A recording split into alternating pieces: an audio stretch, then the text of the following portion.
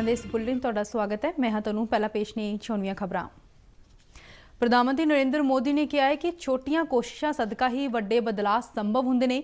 मन की बात प्रोग्राम दौरान प्रधानमंत्री ने कहा कि आर्थिक स्वच्छता गरीबां दे अधिकारां नूं यकीनी बना के जीवन सुखाला करदी है।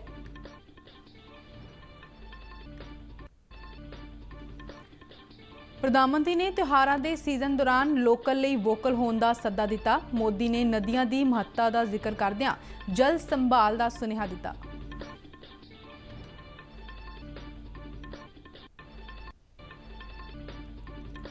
प्रधानमंत्री नरेंद्र मोदी भलके डिजिटल हैल्थ मिशन की शुरुआत करेंगे। आज़ादी का अमृत महोत्सव तहत केंद्रीय मकान उसारी और शहरी मामले मंत्रालय वालों भलके 27 सितंबर तो 3 अक्तूबर तक देश भर में समागम करवाए जाएंगे। देश की आज़ादी के 75वें वरे नूं समर्पित आज़ादी का अमृत महोत्सव तहत BSF वालों शुरू की गई साइकिल रैली हुसैनीवाला तो रवाना।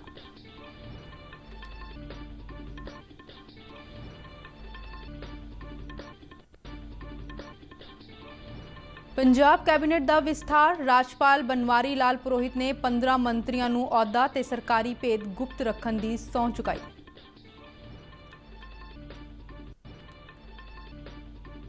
ते मुख्यमंत्री वालों बठिंडा जिले के पिंडां का दौरा करके गुलाबी सुंडी नाल प्रभावित नरमे की फसल नूं होए नुकसान का जायजा लिया। ते हुण खबरां विस्तार नाल।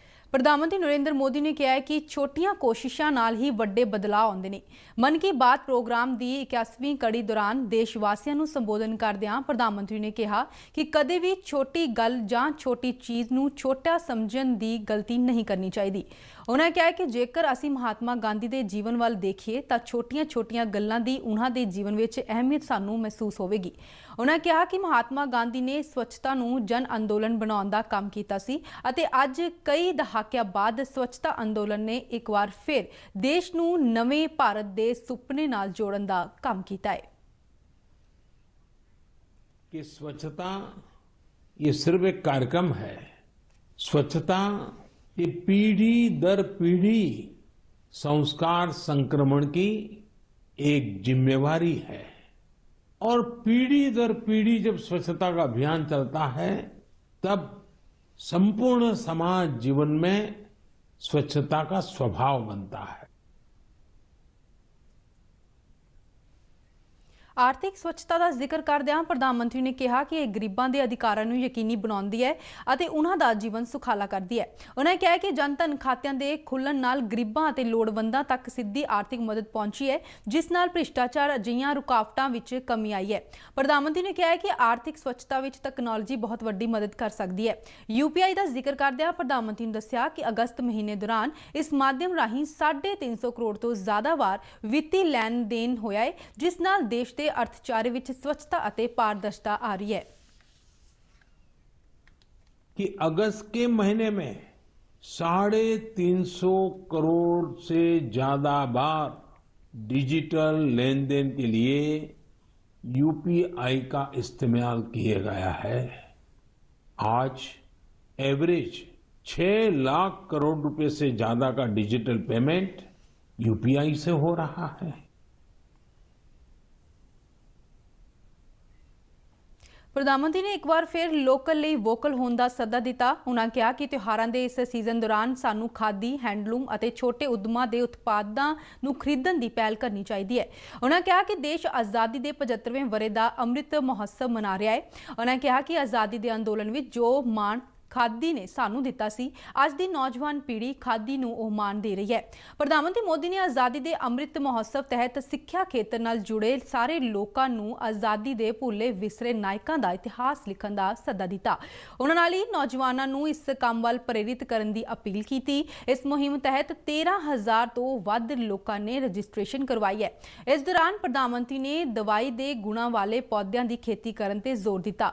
उन्होंने कहा कि कोरोना के इस काल दौरान अजिहे ਅਜਿਹੇ ਉਤਪਾਦਾਂ ਦੀ ਮੰਗ ਵਧੀ ਹੈ ਜਿਹੜੇ ਕੁਦਰਤੀ ਤੌਰ ਤੇ ਪੌਦਿਆਂ ਤੋਂ ਬਣੇ ਹੋਣ। ਪ੍ਰਧਾਨ ਮੰਤਰੀ ਨੇ ਵਿਗਿਆਨੀਆਂ, ਖੋਜਾਰਥੀਆਂ ਅਤੇ ਸਟਾਰਟਅਪ ਨੂੰ ਅਜਿਹੇ ਉਤਪਾਦਾਂ ਵੱਲ ਧਿਆਨ ਦੇਣ ਲਈ ਕਿਹਾ ਜੋ ਲੋਕਾਂ ਦੀ ਸਿਹਤ ਅਤੇ ਪ੍ਰਤੀਰੋਧਕਤਾ ਵਧਾਉਣ ਦੇ ਨਾਲ-ਨਾਲ ਕਿਸਾਨਾਂ ਅਤੇ ਨੌਜਵਾਨਾਂ ਦੀ ਆਮਦਨੀ ਨੂੰ ਵਧਾਉਣ ਵਿੱਚ ਵੀ ਮਦਦਗਾਰ ਸਾਬਤ ਹੋਣ। ਪ੍ਰਧਾਨ ਮੰਤਰੀ ਮੋਦੀ ਨੇ ਨਦੀਆਂ ਦੀ ਮਹੱਤਤਾ ਤੇ ਚਾਨਣਾ ਪਾਉਂਦਿਆਂ ਪਾਣੀ ਦੀ ਇੱਕ-ਇੱਕ ਬੂੰਦ ਨੂੰ ਸੰਭਾਲਣ ਦਾ ਸੁਨੇਹਾ ਦਿੱਤਾ।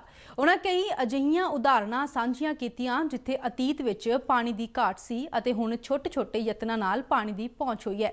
ਪ੍ਰਧਾਨ ਮੰਤਰੀ ਨੇ ਦੇਸ਼ ਭਰ ਦੇ ਤਿਉਹਾਰਾਂ ਵਿੱਚ ਨਦੀਆਂ ਦੀ ਭੂਮਿਕਾ ਬਾਰੇ ਵੀ ਗੱਲ ਕੀਤੀ। ਪ੍ਰਧਾਨ ਮੰਤਰੀ ਨੇ ਆਪਣੇ ਤੋਹਫਿਆਂ ਦੀ ਨਿਲਾਮੀ ਬਾਰੇ ਗੱਲ ਕਰਦਿਆਂ ਕਿਹਾ ਕਿ ਇਸ ਤੋਂ ਇਕੱਠੀ ਹੋਈ ਰਕਮ ਨੂੰ ਨਮਾਮੀ ਗੰਗੇ ਅਭਿयान ਲਈ ਖਰਚਿਆ ਜਾਵੇਗਾ।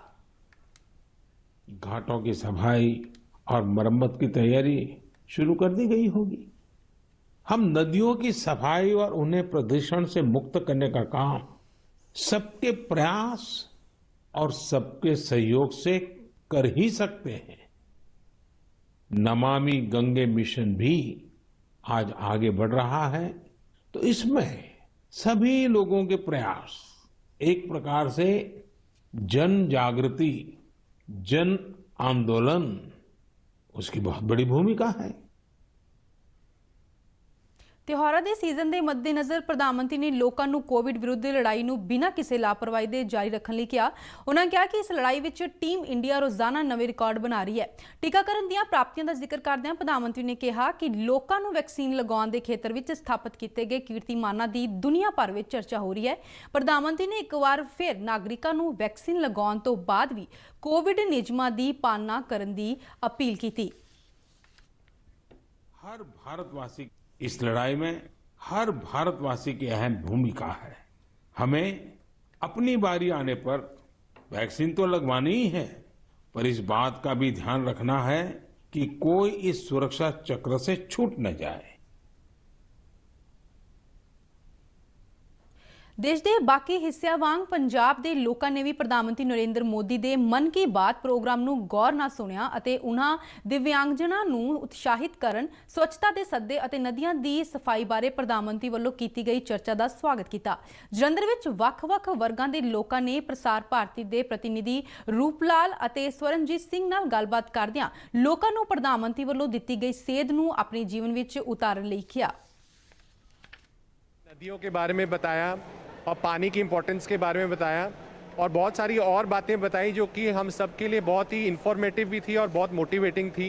जैसे बहुत सारे दिव्यांग थे, जो भारतवर्ष के जो दिव्यांग थे अलग अलग स्टेटों के, उन्होंने मिल के सियाचिन ग्लेशियर को पे पहुँचे हैं, वो भी बहुत। मोदी जी ने ये भी बहुत वधिया गल कही है कि ਜਿਹੜੇ कोरोना ਦੇ चलते वैक्सीनेशन ਸਾਡੇ ਪੂਰੇ ਦੇਸ਼ ਨੂੰ ਲੱਗ ਰਿਹਾ ਤੇ ਉਹਨਾਂ ਨੇ ਇਹ ਬਹੁਤ ਵਧੀਆ ਗੱਲ ਕਹੀ ਹੈ ਕਿ ਆਪ ਵੀ ਵੈਕਸੀਨੇਸ਼ਨ ਲਗਵਾਓ ਤੇ ਆਪਣੇ ਨਾਲ ਦੇ ਜਿੰਨੇ ਵੀ ਆਸ-ਪਾਸ ਦੇ ਲੋਕ ਹੈ ਉਹਨਾਂ ਨੂੰ ਵੀ ਵੈਕਸੀਨੇਸ਼ਨ ਲਈ ਜਾਗਰੂਕ ਕਰੋ।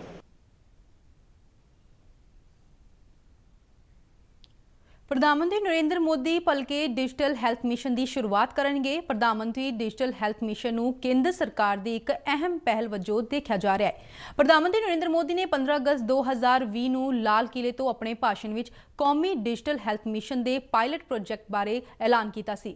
प्रधानमंत्री digital health mission pilot project वजों 6 केंद्र शासित प्रदेशों लिए लागू किया जा रहा है।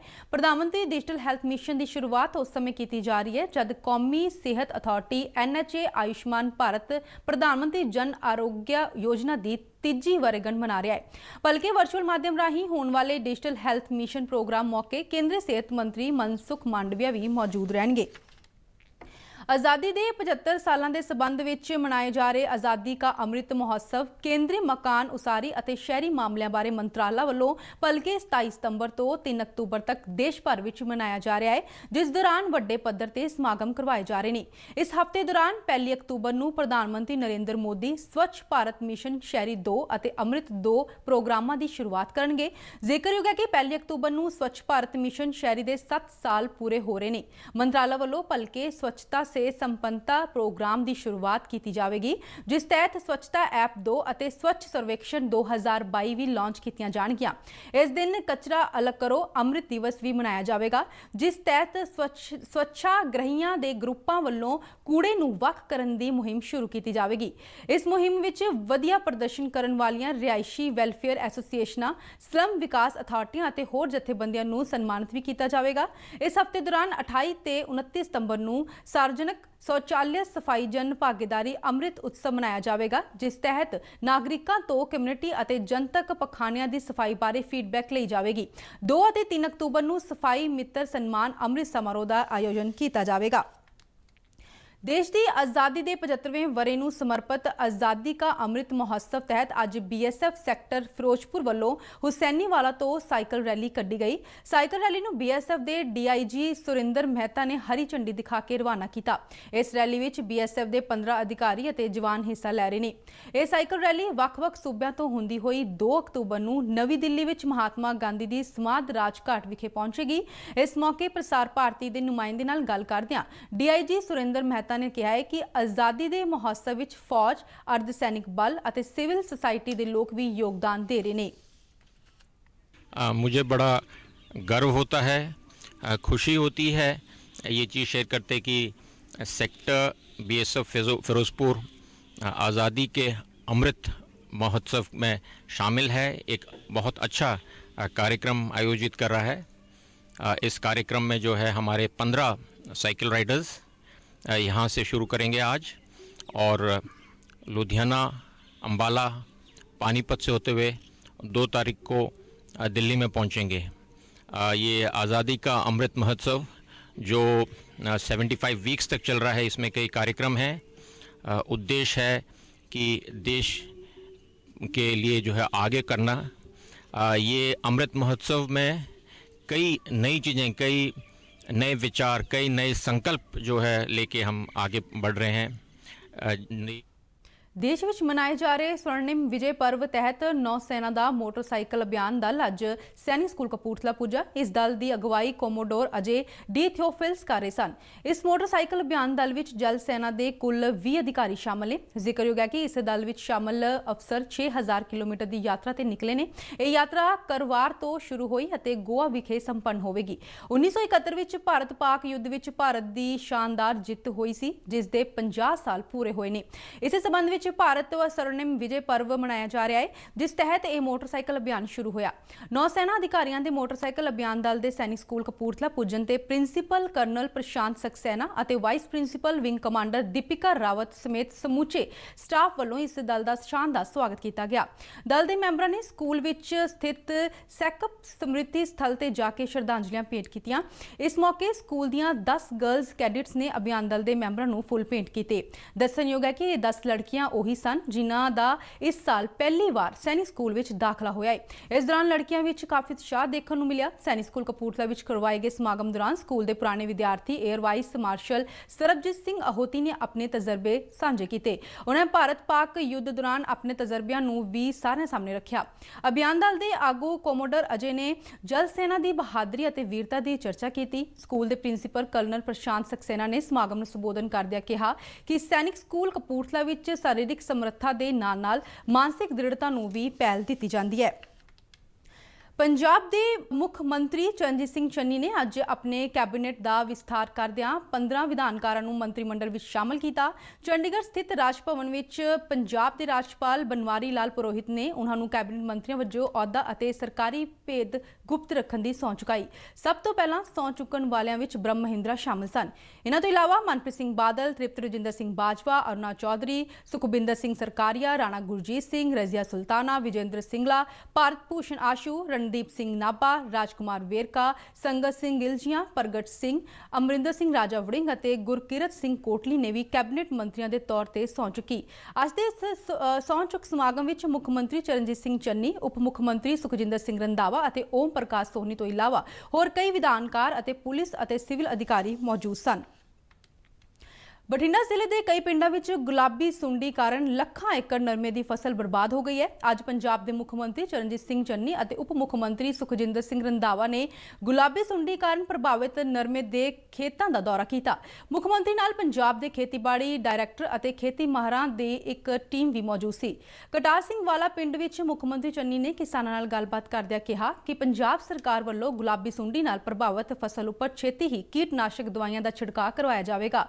ਉਹਨਾਂ ਭਰੋਸਾ ਦਿੱਤਾ ਕਿ ਬਰਬਾਦ ਹੋਈਆਂ ਫਸਲਾਂ ਲਈ ਕਿਸਾਨਾਂ ਨੂੰ ਮੁਆਵਜ਼ਾ ਦਿੱਤਾ ਜਾਵੇਗਾ ਤੇ ਇਹ ਪੈਸਾ ਸਿੱਧਾ ਕਿਸਾਨਾਂ ਦੇ ਖਾਤਿਆਂ ਵਿੱਚ ਆਵੇਗਾ। ਇਸ ਦੇ ਨਾਲ ਹੀ ਖਬਰਾਂ ਦਾ ਬੁਲਟਨ ਖਤਮ ਹੁੰਦਾ ਹੈ। ਆਗਿਆ ਦਿਓ, ਨਮਸਕਾਰ।